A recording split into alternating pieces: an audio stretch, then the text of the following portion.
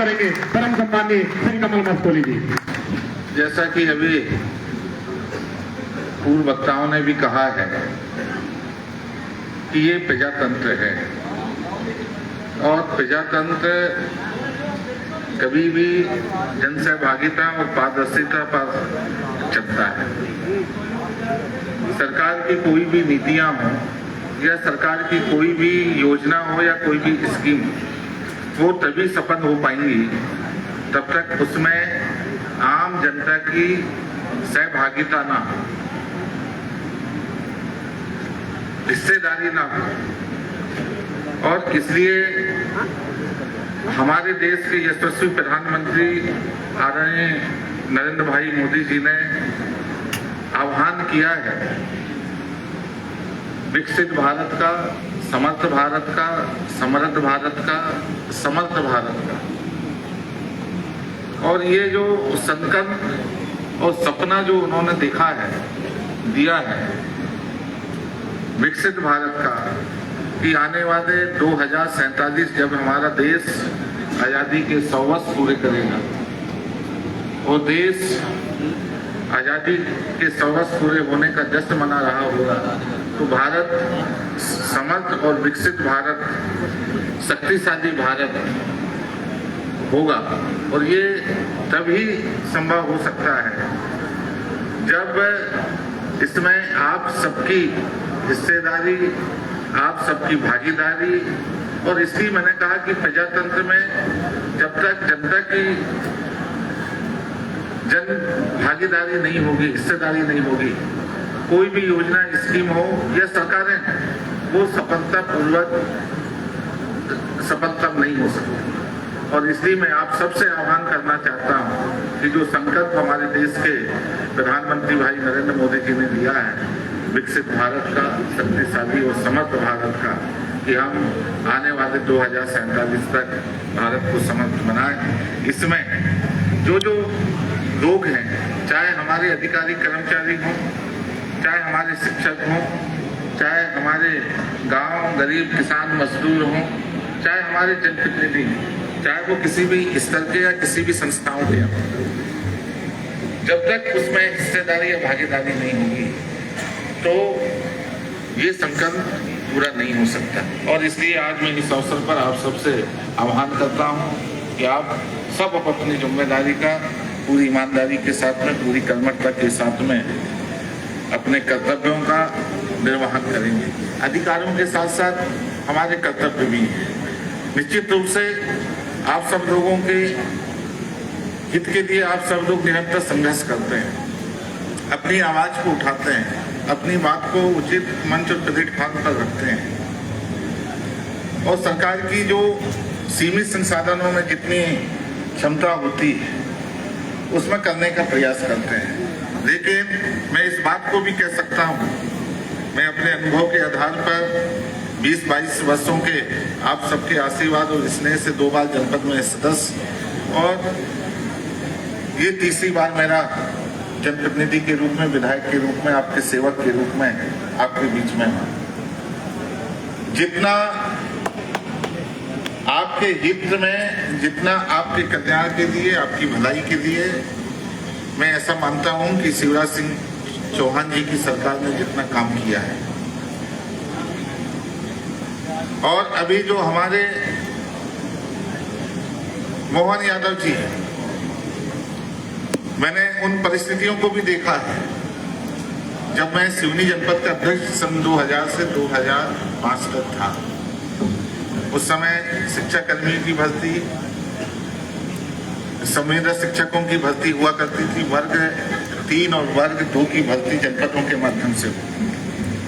उसमें कोई चयन नीति, कोई पॉलिसी इतनी अच्छी नहीं थी कि बगैर अप्रोच के, बगैर पहुंच के जनप्रतिनिधियों के या जनपद या जिला पंचायत में या नेताओं के किसी की नियुक्ति हो जाए। ये स्थिति सभी विभागों में थी।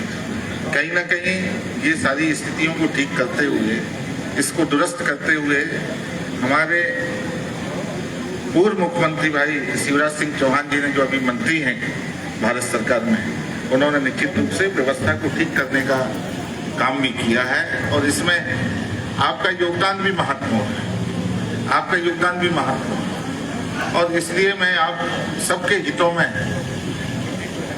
आप सबको संघर्ष करने की आवश्यकता नहीं है। हम लोग हैं, हम लोग निश्चित रूप से आपकी बात को, आपकी मांगों को उचित प्लेटफॉर्म में, उचित जगह पर, जहाँ पर मुख्यमंत्री हो, आपके शिक्षा मंत्री हो, उनके समक्ष हम पूरी मजबूती के साथ में आपकी बात को रखेंगे। जहाँ पर अभी भारत सरकार ने जो निर्णय लिया है निश्चित रूप से वो स्वागत योग्य है। और जैसा कि अभी आदरणीय मंडला क्षेत्र के यशस्वी और लोकप्रिय सांसद, हमारे जननायक, हमारे नेता भगत सिंह कुलस्ते जी ने कहा, आप सबने उनका भाषण यहाँ से सुना। अभी जो निर्णय भारत सरकार ने लिया है उसको हमारी प्रदेश की सरकार भी निश्चित रूप से उसको यहाँ पर पूरी ताकत के साथ में यहाँ पर लागू करके जो आपकी पेंशन का वो है, मैं भी मानता हूँ और मैं भी सहमत हूँ कि वास्तव में 60 साल 62 साल की आयु के बाद में जो पेंशन है वो तो मिलना ही चाहिए। और अनेक जो आपकी मांगे हैं, मैं सबका समर्थन करते हुए मैं आपके साथ में हूँ। मैं तो आपका भाई मानो, बेटा मानो, और आपका भाई और बेटा होने के नाते निश्चित रूप से आप सबके साथ में खड़ा होकर के आपकी सदैव तत्पर हूँ, आपकी सहायता करने के लिए, आपकी मदद करने के लिए, आपकी मांगों को उचित मंच पर रखने के लिए। ज़्यादा कुछ ना कहते हुए, मेरा स्वास्थ्य भी ठीक नहीं है और आज तो हमारे समाज का भी पॉलिटेक्निक ग्राउंड के मेरा विलम्ब होने के पीछे भी कहा ये रहा कि आज पॉलिटेक्निक ग्राउंड में हमारे वहाँ समाज का सम्मेलन भी है, वहाँ भी मुझे शामिल होना है। और इसकी आप सबको मैं बहुत बहुत धन्यवाद और आभार व्यक्त करते हुए और विशेष रूप से आज़ाद अध्यापक शिक्षक संघ को मैं बहुत बहुत बधाई और शुभकामनाएं देता हूं कि उन्होंने इस अवसर पर मुझे आमंत्रित किया, सम्मान दिया। आप सबको मैं बहुत बहुत आभार और धन्यवाद देते हुए आप सबको प्रणाम, आप सबको बहुत बहुत धन्यवाद। भारत माता की जय, वंदे मातरम। बहुत बहुत धन्यवाद सम्मानीय विधायक महोदय। और निश्चित रूप से आप सभी जनप्रतिनिधियों को सुनकर हमारे मन में अब वह सुखद अनुभूति महसूस होने लगी है कि यह जिला स्तरीय कार्यक्रम आज जो यहाँ आयोजित है, ऐसे ही जिला स्तर पर विभिन्न जिलों में हमारे प्रांतीय मुखिया श्री भरत पटेल जी के मार्गदर्शन में कार्यक्रम आयोजित होते जा रहे हैं। और शीघ्र ही सरकार, मध्य प्रदेश की सरकार हमें प्रांत स्तर पर बुलाकर हमारी जो प्रमुख मांग है तो पेंशन की, वह निश्चित रूप से पूरी होगी, ऐसी हम उम्मीद करते हैं। और बाहर जो साथी खड़े हैं, भूपेंद्र चौधरी जी, गणपत मलावी जी, आप सभी अंदर आ जाएं सभी साथियों को लेकर, क्योंकि अब वो समय आ रहा है जिसका हमें महीनों से इंतजार था। साथियों, समस्त जिलों में इस तरह के कार्यक्रम आयोजित हैं। पिछले माह छिंदवाड़ा में भी यह कार्यक्रम आयोजित था और हमने वहां अपनी उपस्थिति दी थी। और आज हमने इस सिवनी जिले के कार्यक्रम को सफल बनाकर हमारे जिले की जो पहचान है प्रदेश स्तर पर, जो हमारे प्रदेश अध्यक्ष के मन में हमारे जिले की छवि है, उसको पूर्ण किया है, उसी का परिचय देते हुए हम सभी अंदर आ जाएं, क्योंकि अब वो समय आ गया है। हम हमारे प्रदेश अध्यक्ष सम्माननीय श्री भरत पटेल जी को सुनेंगे। क्या गजब की हुंकार है, भैया के लिए 4 लाइन बोलना चाहूंगा। क्या गजब की हुंकार है आवाज में आपके, सुनकर दिल से कयामतें गुजरती है। क्या गजब की हुंकार है आवाज में आपके, सुनकर दिल पे कयामतें गुजरती है। आपकी हर मांग अंजाम तक पहुंचती है, आपकी हर मांग अंजाम तक पहुंचती है। जब बोलते हैं आप तो कायनात भी मदद करती है, कायनात भी मदद करती है। परम सम्माननीय प्रदेश अध्यक्ष श्री भरत पटेल जी।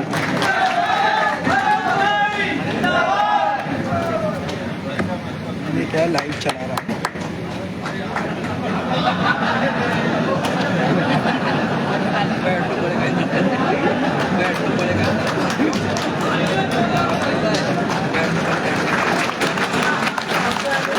सभी साथी जो बाहर हैं आ जाए, हमारे मुखिया हमारे बीच हमारे जिले में पधार कर हमें उद्बोधन कर रहे हैं। समस्त साथी अंदर आ जाए, बिना देर करे।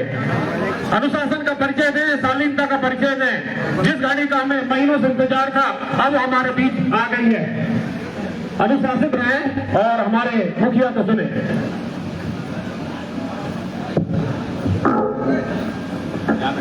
इसके बाद हमारे आज के कार्यक्रम के अध्यक्ष परम सम्मानीय हमारे लाडले विधायक श्री मुनमुन राय जी अंतिम वक्ता के रूप में हमें संबोधित करेंगे। और साथियों, उनका जो उद्बोधन रहेगा सरप्राइज रहेगा।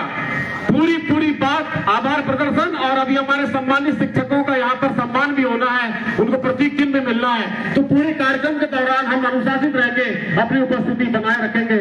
श्री भरत पटेल जी। बोलो सरस्वती मैया की, बोलो सरस्वती मैया की, भारत माता की, भारत माता की, चंद्रशेखर आजाद जी की, चंद्रशेखर आजाद जी की, अपने अपने माता पिता की, अपने अपने गुरुजनों की, अपने देश के प्रधानमंत्री जी की, अपने मध्य प्रदेश के मुख्यमंत्री जी की, अपने सांसद जी की, अपने विधायक जी की, अपने भाजपा के अध्यक्ष जी की, और यहाँ पर उपस्थित सभी जनप्रतिनिधियों की, और जितने बैठे आप सभी की। भारत भैया की, भारत भैया संघर्ष करो, भारत जी संघर्ष करो, भारत माता की।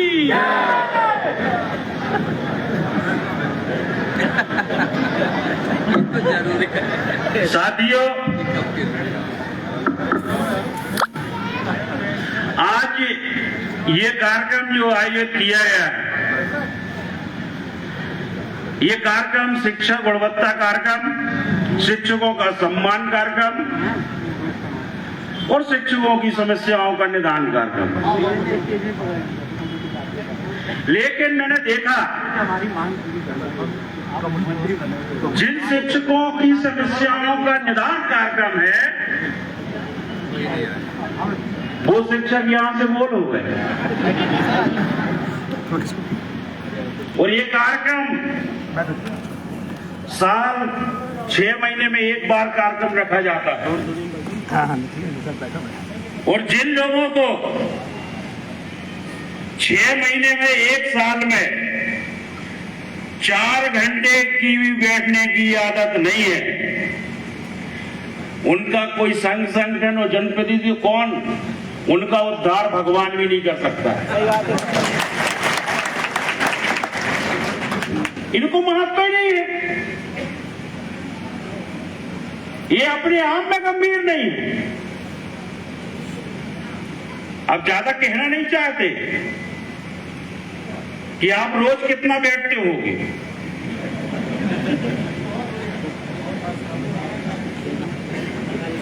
अरे जहां पर आपको आशा है, जहां आपका भविष्य टिका है, जिन लोगों को मिलने पे लोग तरसते हैं, वो आपके मंच में आए हुए हैं। आप इतने गंभीर नहीं है। यदि आप इनको नहीं सुनोगे तो आपकी समस्याओं का निराकरण कौन करेगा? आप किसकी ड्यूटी कर रहे हैं?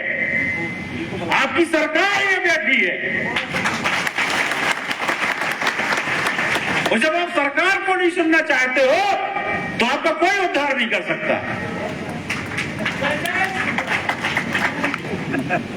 साथियों, आज के इस कार्यक्रम के अतिथि के रूप में, मुख्य अतिथि के रूप में इस लोकसभा क्षेत्र के सांसद फग्गन सिंह कुलस्ते जी, यहां की सांसद श्रीमती भारती पारधी जी, यहां के लोकप्रिय विधायक, और मैं तो पहले से भी कहता हूं कि दबंग विधायक,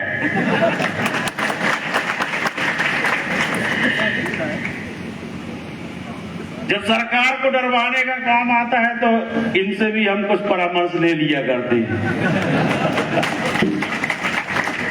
ऐसे हमारे मुनमुन राय जी, यहाँ के सहज सरल बड़े लोकप्रिय विधायक कमल मस्कोले जी, हमारे यहाँ पर भाजपा के अध्यक्ष आलोक दुबे जी, पंडित ओम प्रकाश तिवारी जी और हमारे मार्गदर्शक रहे ऐसे हमारे गजानन पंचेश्वर जी, जिस संस्था में ये रहे उस संस्था में कुछ दिन हम भी रहे।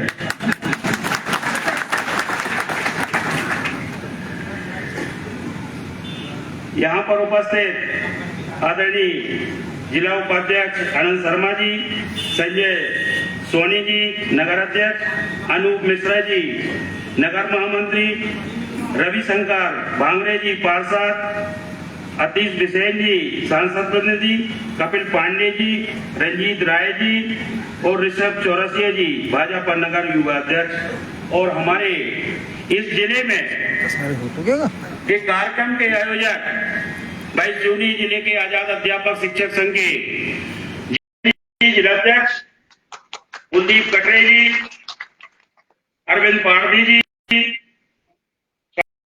कमल पारासर जी, हमारे मंडला जिले से जिलाध्यक्ष है भाई संतोष सोनी जी, भाई डिंडौरी जिले से जिलाध्यक्ष भाई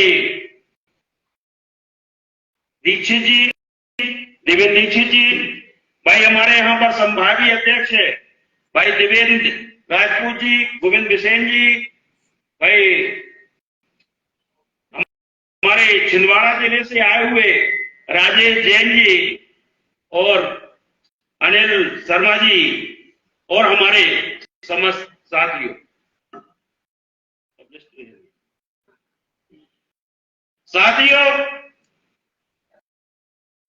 किसी भी समस्याओं के लिए निदान के लिए संघर्ष और तपस्या की बहुत जरूरत होती। सब चीज कह देना बहुत सरल है, मांग लेना बहुत सरल है, लेकिन उसका निराकरण करवाना बहुत कठिन है। बहुत बड़बोले लोग होते हैं, बड़ी बड़ी बात रोज कर देते हैं, लेकिन उन समस्याओं का निदान करवाना उतना ही कठिन होता है। आप पारिवारिक माहौल में आप देख सकते हैं।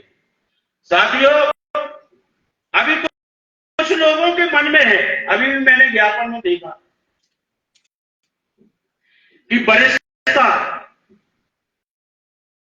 हमारे शिक्षकों में सबसे बड़ा भूत चढ़ा रहता है कि वरिष्ठता खत्म हो। कितने आप लोग बैठे हैं, कितने लोग मानते हैं कि आपकी वरिष्ठता खत्म हो गई? हाथ उठाएं। कितने लोग मानते हैं कि आपकी वरिष्ठता खत्म हो गई?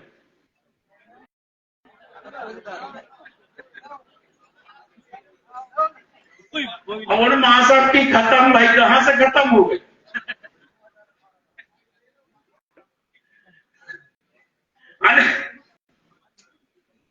आप लोग सब जानते हैं कि जो चीज हुआ ही नहीं है, जो आपको मांगने की जरूरत नहीं है, उसको मुद्दा बना लेते हो। जिसकी शादी हो गई,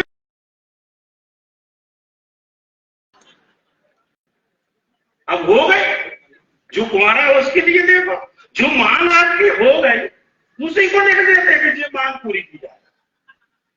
तो सबसे पहले इतना समझो कि आपको मांगना क्या है। अब आप कोई भी अधिकारी है तो आपकी वरिष्ठता क्या मानी जाती है?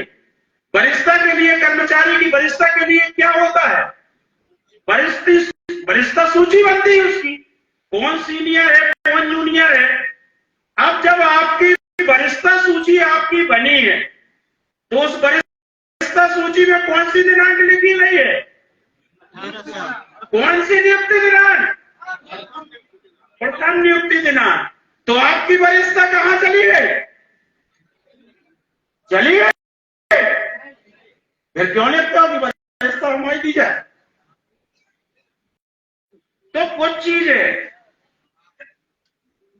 कुछ लोग क्या है कि नई नई मांगों के पीएचडी करके बैठे हैं, वो रोज एक नई मांग बनाते रहते, उसी की पीएचडी करके बैठे, उस पर निराकरण कैसे होगा उनके नहीं है पता, लेकिन मांग बना ली। अब दूसरी बात है कि पुरानी पेंशन, तो आप सब सोच ले कि जो ये कर्मचारी बैठे हैं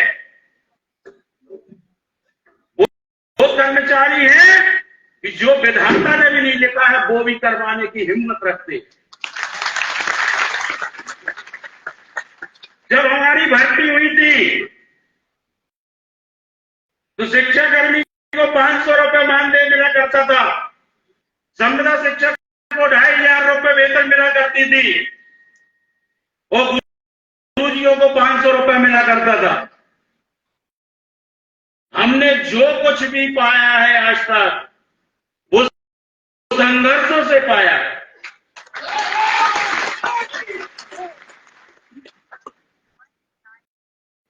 और इसलिए मैं आप सबसे कह रहा हूं, आगे भी जो मिलेगा वो संघर्षों से ही मिलेगा, किसी की कृपा से नहीं मिलने वाला।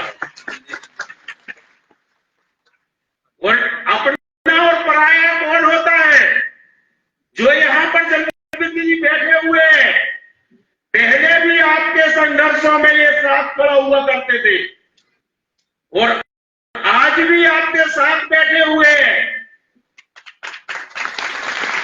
और 2-3 महीने बाद जब युद्ध होगा तो ये सरकार के सामने ही अपने साथ खड़े होंगे।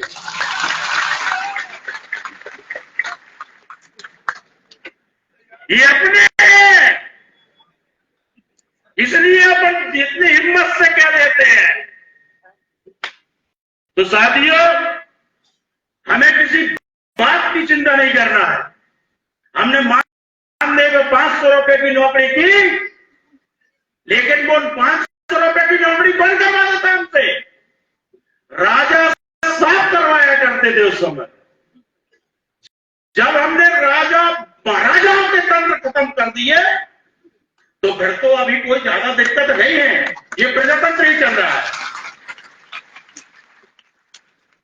इसलिए हिम्मत रखे, हौसले रखे, जो ठान ले इस धरती पर आप दूसरे को महामानव बनाने की कोशिश नहीं करो। ये सोचो कि इस धरती में हम पैदा हुए हैं, हम ही सबसे बड़े महामानव, ये सोच करके जिंदा जिए करो। किसी का ठिकाना नहीं है कौन कब चला जाए। और कहते भी है, हम जब वेद पुराणों की बात करते हैं तो कहते हैं ईश्वर की इच्छा के बगैर पत्ता भी नहीं हिलता। तो जब हम धरना आंदोलन करेंगे तो ईश्वर की इच्छा नहीं होगी तो सस्पेंड कैसे होंगे?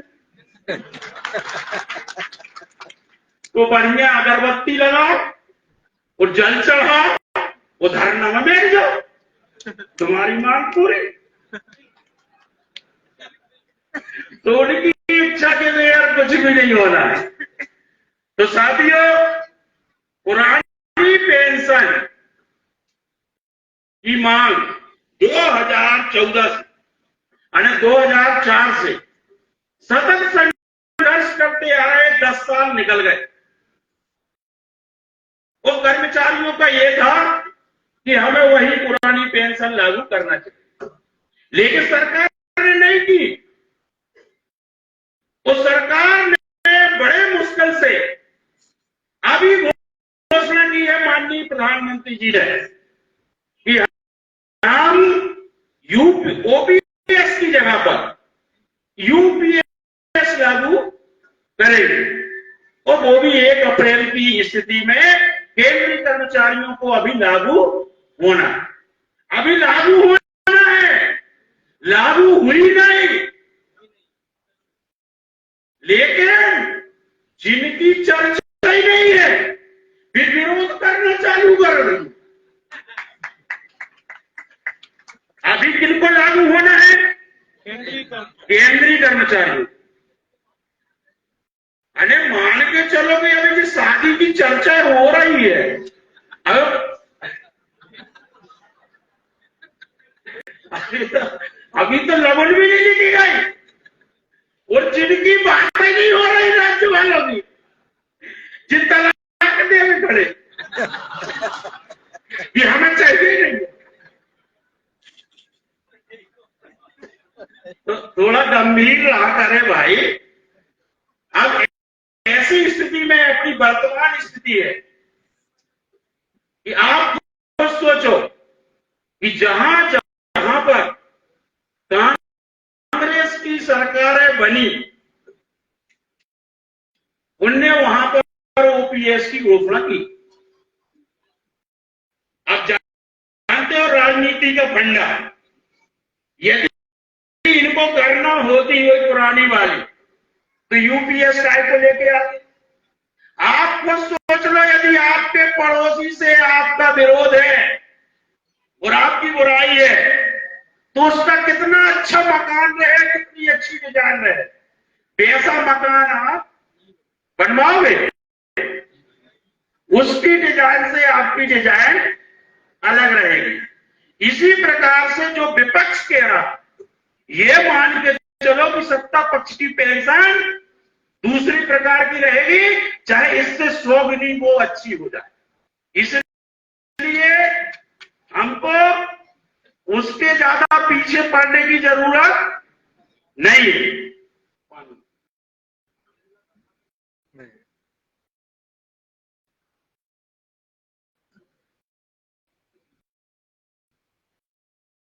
इधर जितने लोग बैठे हैं, कोई भी ऐसा आदमी नहीं होगा जो ये नहीं चाहता कि हमको पुरानी पेंशन लागू नहीं होना चाहिए। सब यही चाहते हैं कि पुरानी पेंशन लागू होना चाहिए। लेकिन आपके साथ अभी नहीं, पहले से ही होता आ रहा है कि 1998 में जब आपकी भर्ती हुई कि तमाम कर्मचारियों को 5वां वेतनमान मिलता रहा, आपको मिला? नहीं मिला। फिर उसके बाद आप अध्यापक संवर्ग में आ गए, तमाम कर्मचारियों को 2006 से 6वां वेतनमान मिलता रहा, आपको मिला? नहीं मिला। आपको कब मिला? 2016 में। सबको 2006 में मिला। और हमको कब मिला? 10 साल बाद। अरे हमने बहुत शोषण करवाया, हमने चूस लिया हमारा घर। इसके बाद तमाम कर्मचारियों को 7वां वेतनमान 2016 में मिला। और आपको कब मिला? 2000 जी। आपको कब मिला? 18 में। हमारे विधायक महोदय जी किसी अन्य कार्यक्रम के लिए जाना चाह रहे हैं, तो जिलाध्यक्ष महोदय प्रतीक चिन्ह देते हुए हमारे विधायक महोदय जी का स्वागत करते हुए और आज के इस कार्यक्रम को यादगार बनाने के लिए यह प्रतीक चिन्ह हमने आजाद अध्यापक शिक्षक संघ की ओर से हमारे विशिष्ट अतिथियों को प्रदान करने की सोचा है। बहुत बहुत धन्यवाद। सम्माननीय विधायक आलोक दुबे जी, भैया जिलाध्यक्ष महोदय जी भी जाना चाह रहे हैं। आपसे भी निवेदन है कि आप भी इस कार्यक्रम को यादगार बनाए रखने के लिए, और निवेदन है भाई साहब आपके कार्यालय में हमारा यह प्रतीक चिन्ह नजर आना चाहिए। आलोक दुबे जी, जोरदार तालियां इस प्रतीक चिन्ह वितरण जो हमारा समय है इसको यादगार बनाने के लिए हम जोरदार तालियां बजा दें एक बार। आ जाओ, कुछ पीछे वाले आने आ जाओ। साथियों, हम अध्यापक संवर्ग को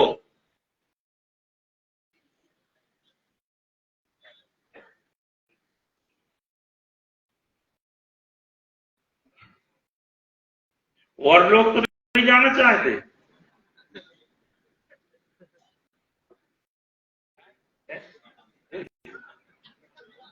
नहीं, अपन समापन कर रहे हैं।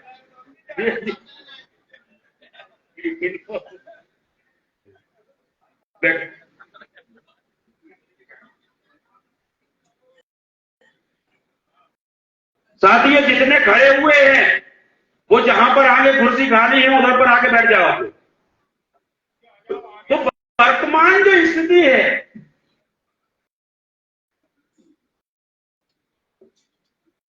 जहां पर केंद्र सरकार, जब तक आप खुद सोच रहे कि केंद्र के कर्मचारियों को यूपीएस सरकार लागू कर रही है, तो आप मध्य प्रदेश के जितने भी हम कर्मचारी हैं, यदि हम धरना आंदोलन करें तो क्या हमारे धरना आंदोलन से सिर्फ मध्य प्रदेश के हम कर्मचारियों को ओपीएस लागू हो जाएगी?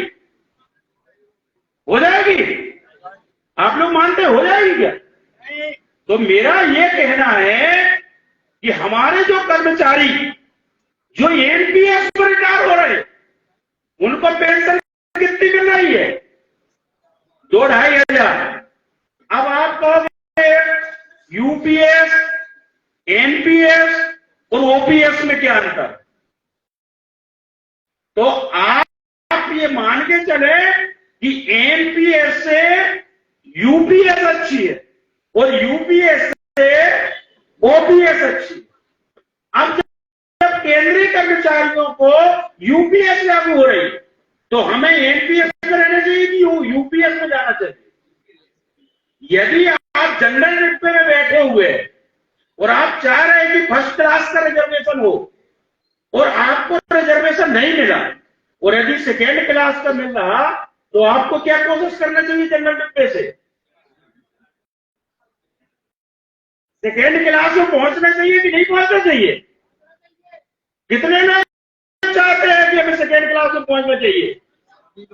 ओपीएस आते हैं। यदि ओपीएस लागू नहीं हो पा रही, तो एनपीएस के स्थान पर केंद्रीय कर्मचारियों के समान क्या लागू होना चाहिए? कितने लोग चाहते हैं? कुछ लोग नहीं चाह रहे अभी भी। नहीं, बता दो, वरना इधर पर जो है ना 2029 ही में लागू होगी फिर। इसलिए हम प्रयास कर रहे हैं। अब क्या है, जब भोपाल बुलाएंगे तो पता चला हमने बुला लिया कि साहब जिन केंद्रीय कर्मचारियों को लागू है वो आप हम लोगों को भी लागू करा लो, और उतर पे जाकर तुम कछु और मांगने लगे। तो इसलिए हम जेलों में जो कार्यक्रम कर रहे हैं, भैया इधर कन्फर्म कर लो कि उधर जाओगे तो कुछ और डिमांड ना होने लगे तुम्हारी। तो यदि तुम्हारी इच्छा हो तो ले, और नहीं है तो तुम फिर अपनी लगे रहो। हम भी कार्यक्रम नहीं हो सकता करेंगे। तो साथियों, आपको अभी यदि भैया जो कोई भी है, भैया आप लोग भी खड़े हैं, थोड़ा सा आ जाओ आप। और आप लोगों से निवेदन है कि यहां पर जो अतिथि बैठे हुए हैं, मेरे को कह दो तो मैं बंद कर दे रहा हूं, और जब तक उनके भाषण न हो जाए और जब तक उनका कार्यक्रम समापन न हो जाए, आप सब नहीं जाए, वरना दोबारा कोई कार्यक्रम और ना कोई धरना आंदोलन आप लोगों के लिए किया जाए।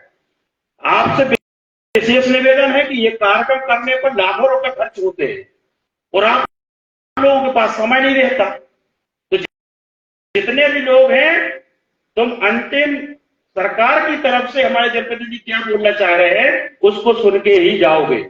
सभी लोग तैयार हैं? मैं बोल लूं कि बंद कर दूं? तो साथियों, एनपीएस में यदि हम रिटायर होते हैं, जैसे यहां पर कोई 2013 वाले भर्ती कौन में है? 13,000 2013 में भर्ती। आप बहुत बढ़िया। आपका रिटायरमेंट कब होगा? 40 के बाद 50 में, 2050 में। अब 2050 में रिटायरमेंट हो। कितने साल बाकी हैं?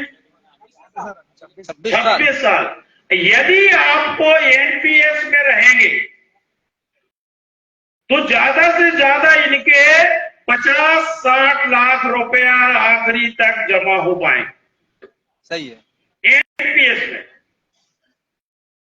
और इनको उसका 60% जो है 30 लाख रुपए रिटायरमेंट में मिलेगा उस समय, और 20 लाख रुपए के ब्याज से इनकी पेंशन बनेगी।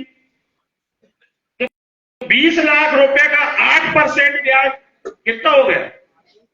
16,000 सही बता रहेगा? एक साल का 20 लाख का कितना होगा? 1,60,000। उसको डिवाइड करो 12 महीने में, कितना हुआ?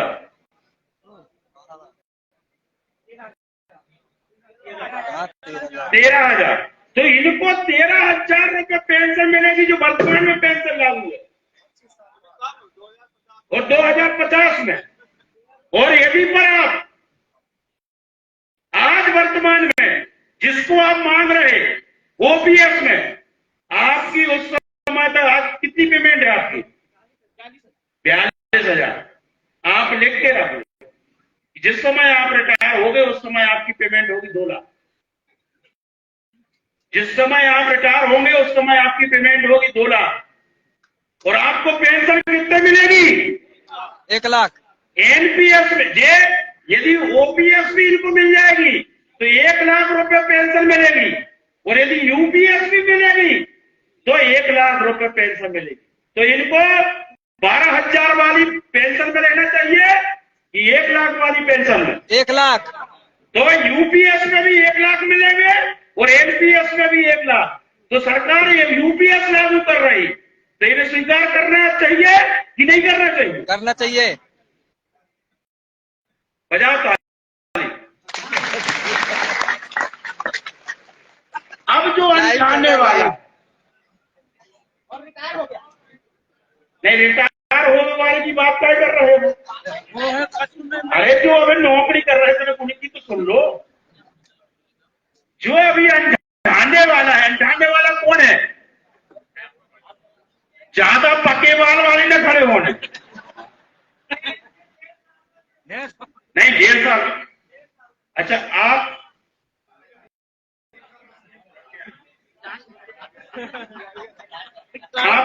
कब रिटायरमेंट हो गए? 2026 में। आपके कितने साल बचे? 2 साल बचे। तो आप निश्चिंत रहें कि अभी कितनी वेतन मिल रही है आपको? ऐसा तो अभी आपका मामला लटका हुआ है। वो जब सरकार का सम्मेलन होगा, यदि ये लागू कर देते हैं तो कम से कम आपको 15-20 हजार रुपया पेंशन चालू हो सकती है। क्योंकि यदि आप एनपीएस में लागू होंगे तो अभी इनके 17-18 हजार रुपए आदरणीय, इसमें डिटेल चर्चा हो जाए थोड़ी पेंशन के मामले में, आप लोगों को भी और इन लोगों को भी जानकारी हुई। इनके 17-18 लाख रुपए जमा होंगे वर्तमान में, और इनको नगद राशि जो मिलेगी अभी 8-9 लाख रुपए, और इनके 7-8 लाख रुपए में वो जो है वो पेंशन बन जाएगी। मुश्किल से 5-5.5 लाख रुपए की अभी पेंशन बनेगी एनपीएस में। लेकिन यदि यूपीएस लागू हो जाती है तो वो वर्षों के आधार पर बनेगी। तो उसमें न्यूनतम वर्ष जो है 10 वर्ष। इस 10 वर्ष में अब आपको पेंशन, यहां पर जितने कर्मचारी बैठे हुए, इसमें बहुत कम ऐसे होंगे कि जिनको 70-75 हजार रुपए पेंशन ना मिले। अब आप पूछोगे कैसे मिलेगी? इसलिए मैं कहता हूं कि उसमें घिसी पिसी बातों में नहीं लड़े हो। आपको जब 2006 में 6वां वेतनमान लागू हुआ तब आपके बेसिक में कितने का गुणा हुआ? 1.62। और जब आपके 7वां वेतनमान लागू हुआ तब उसके बेसिक में कितना गुणा हुआ आपके?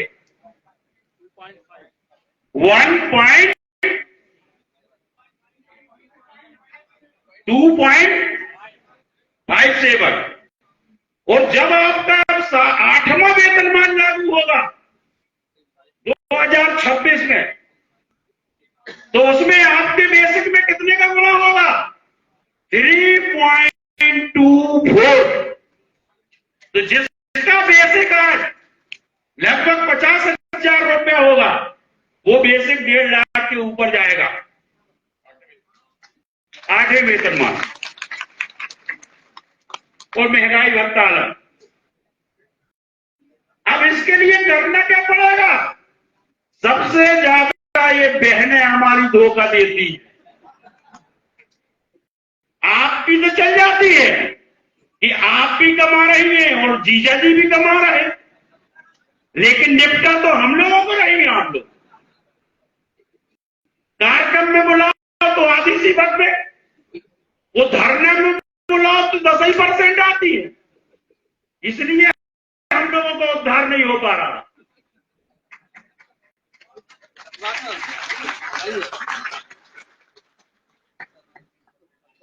बहुत से मास्टर है हमारे, पहले तो उनकी शादी हुई कि इनकी पक्की नौकरी हो गई, और अब कुछ लोगों ने बता दिया कि इनको पेंशन नहीं मिलेगी, तो बच्चों की शादी नहीं हो पा रही।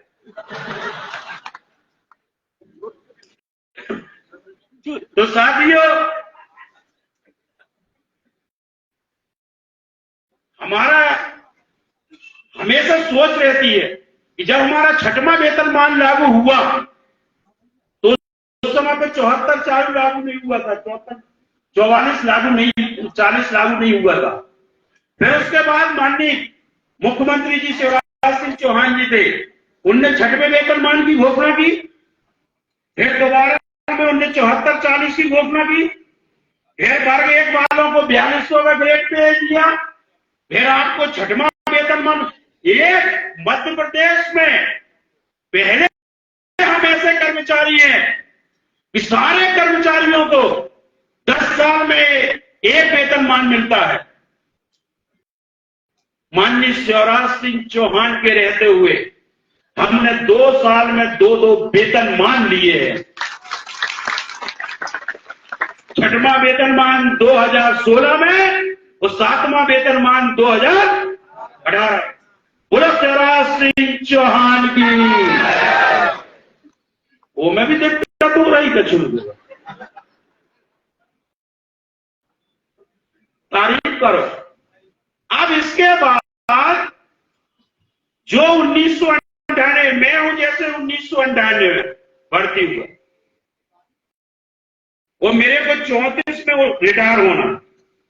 यदि कोई ये सोचे कि 2018 से हमारी गिनती की जा रही तो 6 साल मेरे हो गए, और अभी 34 के लिए 10 साल बाकी है, 11 साल, तो 16 साल। यदि किसी के 16 साल भी बचे हैं और 18 से भी गिनती होगी तो एनपीएस में आपको ज्यादा से ज्यादा पेंशन जो मिलेगी वो 10-12 हजार मिलेगी, और यूपीएस में जो आपको पेंशन मिलेगी वो कम से कम 36-38 हजार रुपए मिलेगी जब हम रिटायर होंगे, जो 98 वाला रिटायर होगा।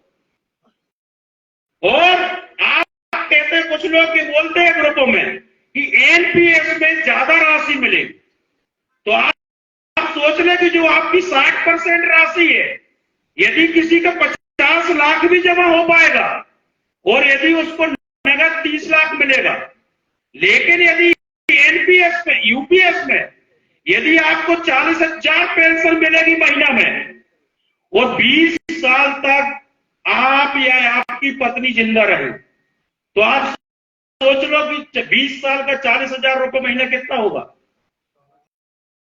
कितना हो गया? 1 करोड़ 96 लाख रुपए, 96 लाख रुपए, 40,000 रुपए महीना और 12 के 3,60,000 एक साल के 480, 1 करोड़ रुपया। तो आपको कौन सी चाहिए, एनपीएस यूपीएस? और आप ये भी सोच लो, ज्यादा किसी को दबाव देने की जरूरत नहीं है। और हम भी वही प्रयास करते हैं जिसमें सफलता मिल जाए। बहुत से लोग हैं, यहां पर दिक्कत यह है कि जो एनपीएस बंद हुई है वो इस देश के सर्वश्रेष्ठ प्रधानमंत्री जी के कार्यकाल में बंद हुई है। और जो वर्तमान में सरकार है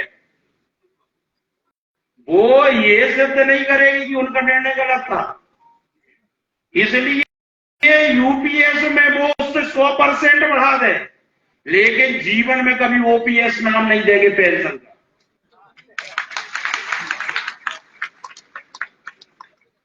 इसलिए मैं कहता हूं, और सुन लो, और इनने ओपीएस की घोषणा कर दी है,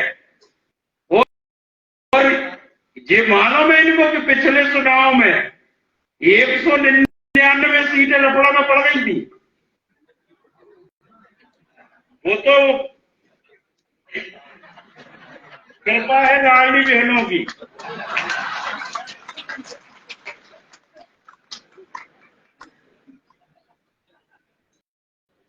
तो साथियों, ये सब जान रहे हैं कि इनके द्वारा कहीं ना कहीं कुछ तो गड़बड़ हुआ था, इसलिए अब वर्तमान में जो कुछ हुआ तो हुआ। यदि हमने उस समय पर ये ताकत लगाई पूरी कि शायद ओपीएस मिल जाए, ताकि कि वो बोल रहे थे, लिख के दे रहे थे उसमें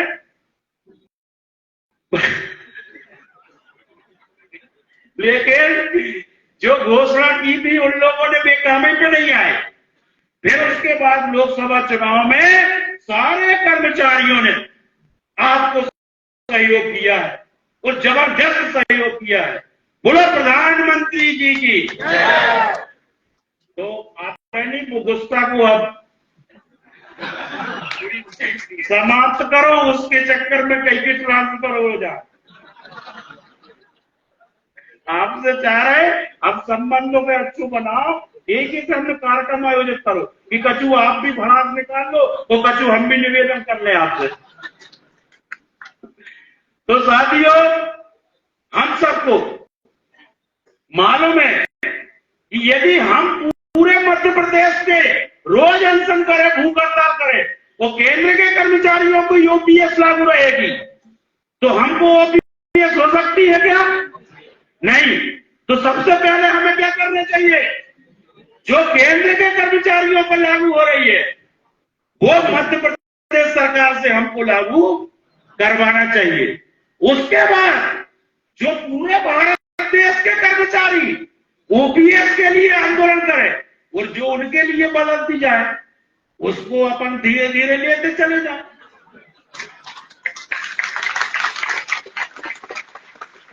उनको जितना सुधार होता जाएगा अपन को बेटे सुधार होता जाएगा। उनको जो कुछ बदल के लागू हो जाएगी वो अपन को लागू हो जाएगी। और जब हम यूपीएस में ही नहीं पहुंचेंगे तो केंद्र के समान आपको पेंशन कैसे लागू होगी? तो आपको क्या मांगना है? अब बताओ, हाथ उठाओ, कितने लोग चाहते हो? सभी चाहेंगे। बोलो माननीय मोहन यादव जी की जय। और अच्छे से बोलो ना, उन्हीं को तो लागू करना है। बोलो मोहन यादव जी की। तो साथियों,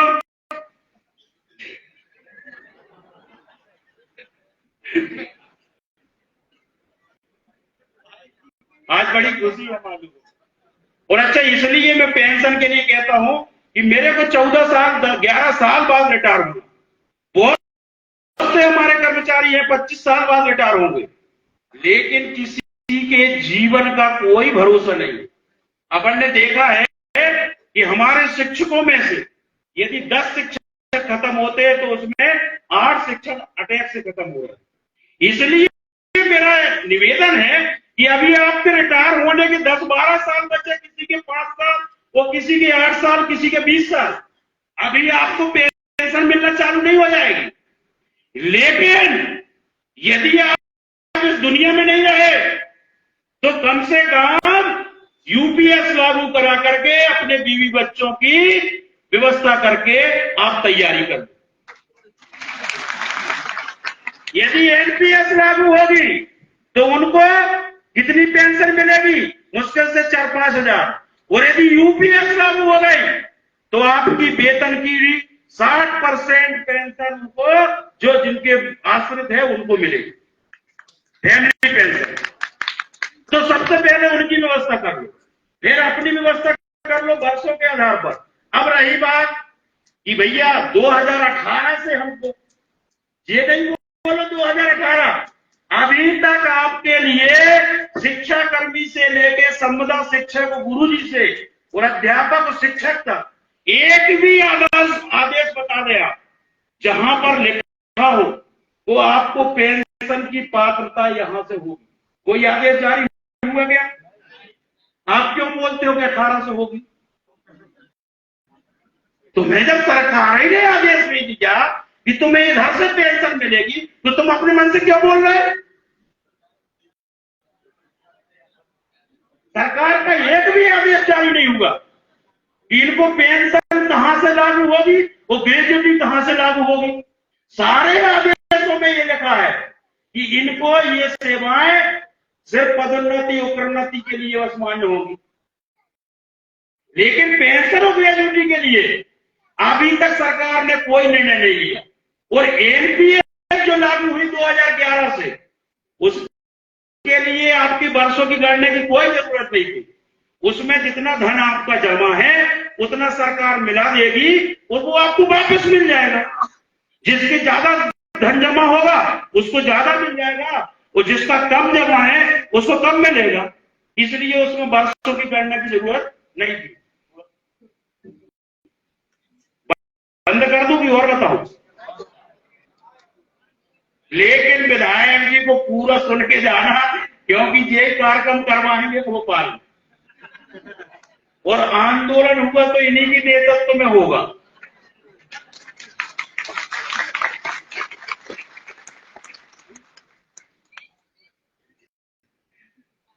तो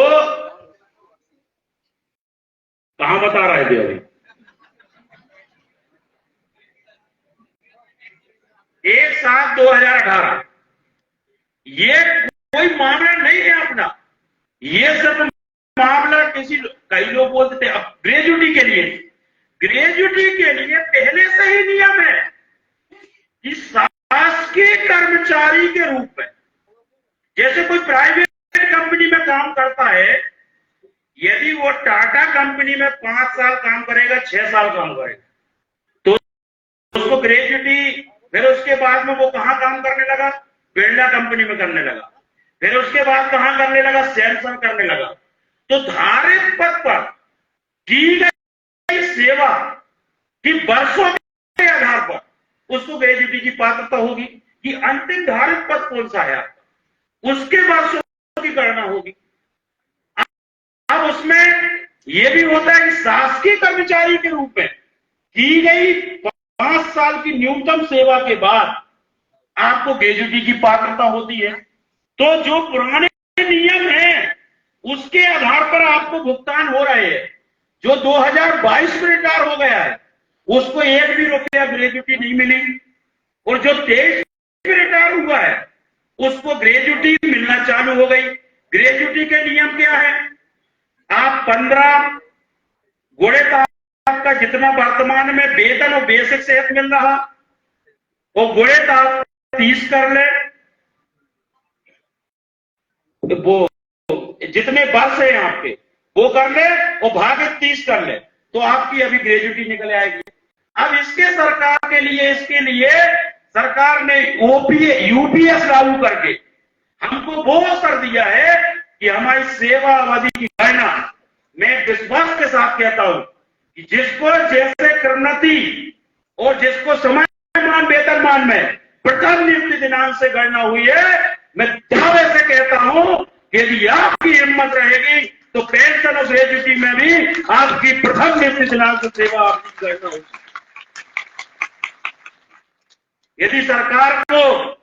यदि आपकी सेवा अवधि की गणना कहीं और से करना होती तो आपको प्रोन्नति और समयमान वेतनमान प्रथम नियुक्ति दिनांक से आपको नहीं देती।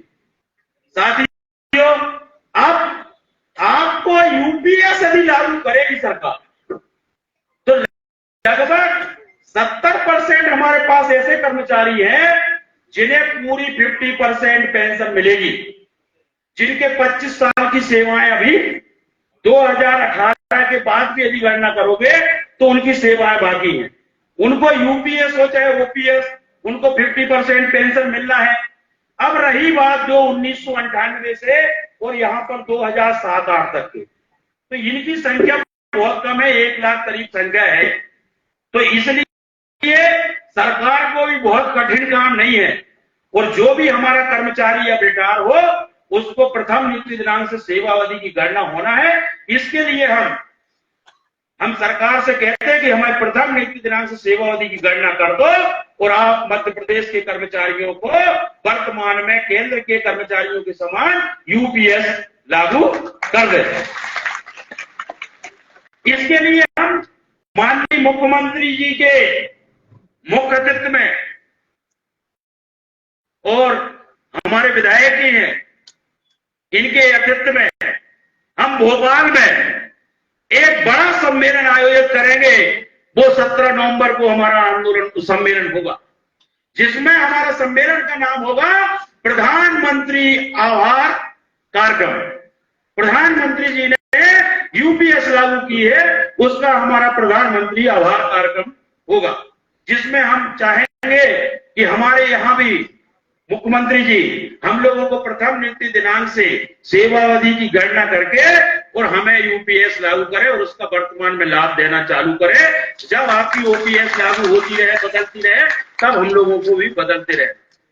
दूसरी बात है साथियों कि आप कहते हो कि वो 2018 क्यों लिखा है और आज लेटर एक जारी हुआ है आईपीएस में सुधार के लिए, तो वो इसलिए लेटर जारी नहीं हुआ कि उसमें तुम्हारी कोई नियुक्ति दिनांक कछु परिवर्तन होना है। वो इसलिए है कि वित्त विभाग वालों ने अपने सुविधा के लिए, अब जो डीडीओ हैं उनके लिए एक लेटर, मैंने राजू सक्सेना जी से 9 बजे रात में बात की थी, जिनने लेटर जारी, कहने लगे जी सारे पत्र हमारे पास आते हैं, इसकी नियुक्ति दिनांक, इसकी करेक्शन, इसकी इसकी वो, कहने लगे इसलिए हमने वहीं पर डीडीओ को कर दिया है कि आपको जो भी करेक्शन करना है वहां पर करते रहे। रही बात आपकी कि आपके 1 जुलाई 18 क्यों लिखा आपके पोर्टल में, बहुत से लोगों का क्वेश्चन यही रहता है। तो जो आईपीएस जो पोर्टल है वो पूरे राज्य कर्मचारियों का पोर्टल है, वेतन का। महत्वपूर्ण बात बोल रहे वो हैं, पूरे कर्मचारियों का पोर्टल है, और उस पोर्टल में जो है जो वेतन का निर्धारण है, पेंशन का निर्धारण है, वो सभी कर्मचारियों के लिए उसमें 2006 से 6वां वेतनमान, 2016 से 7वां वेतनमान, उसके पहले जो भी 5वां वेतनमान। अब उसमें जो भी नियुक्ति दिनांक डेट डालो प्रथम नियुक्ति, वो वहां से उसको काउंट कर देता है, वहां से एरियस निकाल देता है। पूरे मध्य प्रदेश के सबसे अजूबा कर्मचारी आप हो, जिसको पोर्टल भी स्वीकार नहीं करता है, सबको 6वां वेतनमान 2006 से 7वां 18 से, लेकिन आपको जो है 2016 से और 7वां 18 से। अब पोर्टल में यदि आपकी प्रथम नियुक्ति दिनांक लिख दी जाए तो पोर्टल क्या है, आपका वेतन निर्धारण कहां से कर देगा, 2006 से 6वां लगा देगा, और 2016 से क्या लगा देगा, 7वां। तो वो 2018 जो लिखी गई है वो इसलिए नहीं लिखी गई कि तुम्हारी नौकरी नहीं हो गई। प्रथम नौकरी नहीं कब होती है, जब आपका भर्ती का विज्ञापन निकला हो, तुम्हारे आवेदन मंगाए गए हो, फिर आपका आदेश हुआ हो, वो नई नियुक्ति कहलाती है। तो वो सिर्फ 1 जुलाई 18 से ये कर्मचारी राज्य कर्मचारी बने हैं, और जो शिक्षा विभाग के कर्मचारी बने हैं जनजाति विभाग के, वो सिर्फ याद के लिए रखा गया है। और यदि जिस दिन अपना पोर्टल अलग बन जाएगा उस दिन अपनी नियुक्ति दिनांक जो है, प्रथम नियुक्ति दिनांक जो 1998, 2001, 2003 वो सबके साथ में हो जाएगा। वो कंफ्यूजन नहीं है। और ये बात ध्यान रखना कि सिर्फ आप लोग भगा बस नहीं करें कि कार्यक्रम में आए और भाग गए, धरना में आए और भाग गए। इस कारण से हम लागू नहीं करा पा रहे। हमको 3 लाख अध्यापकों में से 1 लाख अध्यापक भोपाल में दे दो, कसम भारत माता की 1 हफ्ते में सब लागू करवा लेंगे, 1 हफ्ते में। लेकिन आप लोग सरकार का साथ देते हैं और न संघ का साथ देते हैं। टोपी पहन ली और ओपीएस लागू कर। वो सवेरे आए, वो शाम को भाग गए। जब से टोपी पहनी है, 1 दिन का भी हड़ताल नहीं की, 1 दिन का आंदोलन नहीं किया। मेरा यह है कि हम जब भी करेंगे, अभी भी किया था, तो सब लोगों की वेतन कटी है। आदरणीय, आप सबसे निवेदन है हमारा कि हमारी 2006 में जिन लोगों की नियुक्ति हुई है उनको 2018 में प्रोन्नति मिल जाना थी, और जिन लोगों की 7 में नियुक्ति हुई है उनको 19 में मिल जाना थी। ये आपके अधिकारी 6 साल तक आदेश रोके रहते हैं, तो वेतन इनकी रोकने थी और रुकवा हमारी रहे।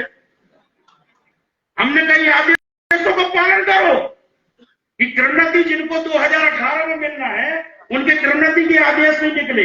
हमने 18 देगा, 19 देगा, 20 देगा, 22 को हमने आंदोलन कर दिया कि आदेश क्यों नहीं निकले प्रोन्नति के। आंदोलन का किया वेतन हमारी पार और वहीं से कटवा भी जिन रोके रहे। तो आपसे निवेदन है कि हड़ताल अवधि की वेतन आप भुगतान करवा दो, न तो तुम्हारे घर ही के सामने आंदोलन टूट गया।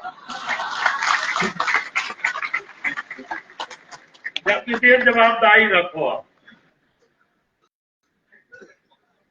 आदरणीय, मेरा और निवेदन है शिक्षा गुणवत्ता के मामले में, साथियों, ये 6वां 7वां वेतनमान और पेंशन के मामले में आप सब सोच रहे हैं कि हमको जब भोपाल जाना है तो एक ही नारा लगाना है कि प्रधानमंत्री जी की, अभी भी लगता है कि गड़बड़ रही है। बोलो प्रधानमंत्री जी की, मुख्यमंत्री जी की, विधायक मनमोहन राय जी की। आखिरी वाला बहुत जम के लगाया तुमने, करेंट तो है। तो साथियों, निश्चित माने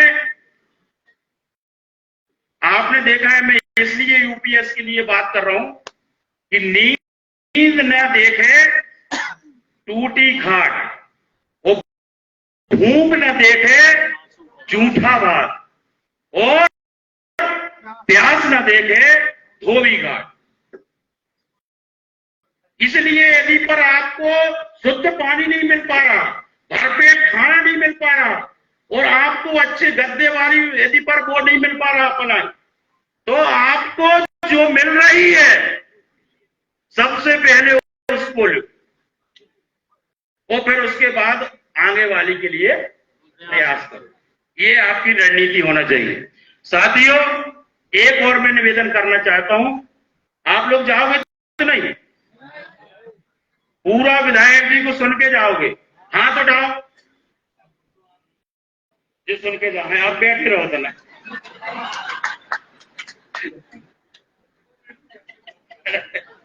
आप बैठे पूरा सुन के।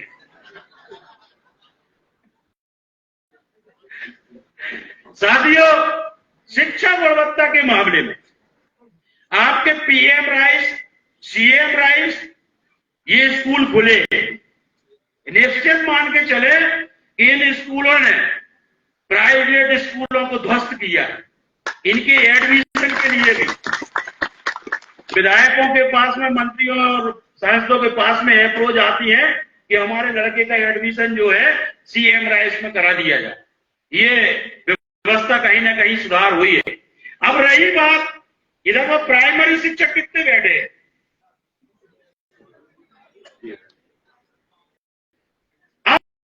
प्राइमरी के जो शिक्षक है आदरणीय, ये काम बहुत ज्यादा करते हैं, लेकिन इनका रिजल्ट जो इनको सम्मान मिलना चाहिए वो बहुत कम मिलता है। सारे लोग सोचते हैं कि ये मास्टर लोग पढ़ाते ही नहीं है, स्कूल समय से नहीं जाते, ऐसी एक धारणा बन गई है। जो ऊपर के अधिकारी है उनसे जब पूछा, जब मीटिंग होती है, कलेक्टर साहब की मीटिंग होती है, सचिवालय तक मीटिंग होती है, तो मैंने ये देखा है कि सारा ठीकरा अधिकारी मास्टर को फोड़ देते, मास्टर पढ़ाते नहीं, इसलिए रिजल्ट नहीं बनता। जबकि सबली गलती जो होती है, आप खुद सोचे कि जो इस भवन को बना रहा वो खुद रहने के लिए तैयार नहीं उस भवन के नीचे। जो शिक्षा मंत्री है उनके लड़के, उनके नाती गवर्नमेंट स्कूल नहीं पढ़ रहे, जो कलेक्टर साहब हैं उनके नहीं पढ़ रहे, तो हमारा जो नीति बनाते हैं कम से कम उनके बच्चे तो पढ़ना चाहिए।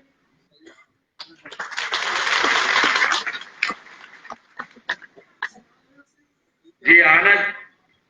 अब दिक्कत ये है प्राइमरी स्कूल की, मैं बता दूं कि 2 टीचर, एक प्राइमरी स्कूल में 2 टीचर कर दिए, 2 टीचर पढ़ाते हैं तो हमारे पीरियड होते 8, एक टीचर 4 पीरियड पढ़ाएगा और एक टीचर 4 पीरियड पढ़ाएगा। अब हमारे सब्जेक्ट कितने होते? 18 सब्जेक्ट कि 8 पीरियड में हमको 18 सब्जेक्ट पढ़ाना, कि 4 सब्जेक्ट हमारे 5वीं के, 4 सब्जेक्ट हमारे 4वीं के, 4 सब्जेक्ट हमारे 3री के, 3 सब्जेक्ट दूसरी के और 3 सब्जेक्ट। अब बताओ, आपने हाई स्कूल में, हाई सेकेंडरी स्कूल में हर सब्जेक्ट के लिए एक टीचर, हर सेक्शन के लिए एक टीचर, आपने मिडिल स्कूल के लिए रखा सब्जेक्ट टीचर, लेकिन प्राइमरी में 18 सब्जेक्ट।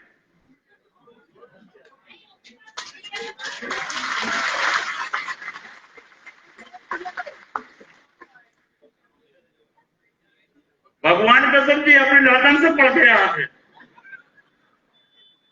बड़ी शिक्षा दी, इतनी मोटी मोटी किताब है, रामायण कम पढ़ गए है, 250 पेज की अंकुर।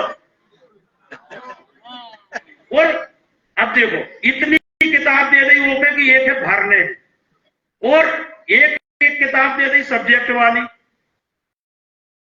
अब बताओ कि जो लड़का से किताब पढ़त नहीं बन रही, अब वो हम क्या करवाते? जब इनमें जो लिखो है वो जान ही नहीं रहा क्या लिखो है, तो वो से उतनी बड़ी किताब का भरवा। तो मेरा ये निवेदन है कि एक टारगेट होना चाहिए कि प्राइमरी के लड़के से सब बच्चों से किताब पढ़ते बनना चाहिए, ये लक्ष्य है। वो प्राइमरी का बच्चा पुस्तक पढ़ते बनना चाहिए और जोड़ना, घटाना, गुणा, भाग के सवाल बनना चाहिए, ये लक्ष्य बनना। जिसके स्कूल में ये बन रहा है, अब पता चलो वो किताब नहीं भरी है, फेसबुक देख रहे हैं, पूरे स्कूलों में 15,000 10,000 रुपए साल भर में दे रहे, और मास्टर साल भर में पेमेंट 7 लाख रुपए पा रहा हो। अब बताओ भैया वो 7,000 रुपये पाए को कहा है, तो स्कूल जा रहे हैं तो जांच काय की कर रहे हैं कि साथ मिले रहे गए तो पढ़ाई लिखाई की नहीं। अब वो के चक्कर में मास्टर घबरा थे, तो भी पढ़ाई की जगह वही की केस को लिखत रहे,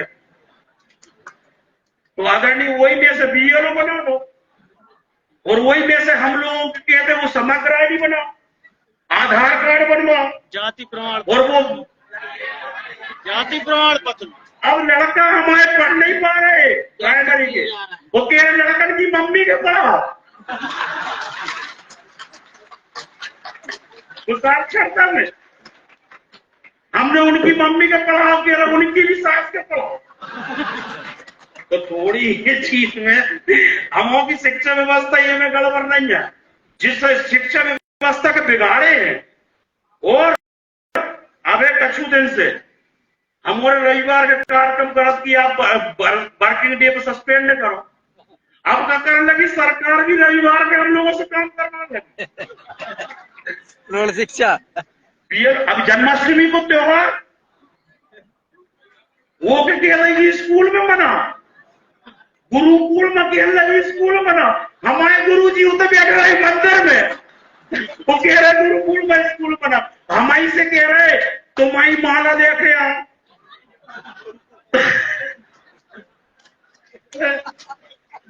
तुम्हारी अपनो 5,000 रुपया खर्च करो, साल लेके आओ, श्रीफल लेके आओ और लौटन से कहो स्वागत करो।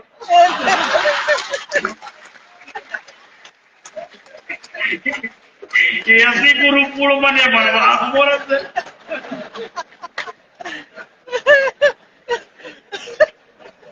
इसको लाइव चला रहा भैया है। तो ऐसी हम लोगों की बड़ी विडंबना है। आप अब हम लोग चाहते हैं कि ये बात हमारे जो अधिकारी है वो नहीं सुनते। वो तो ये सोचते कि अब हम लोगों ने कहा कि यार 1 साल की किताबें 2 साल तक 3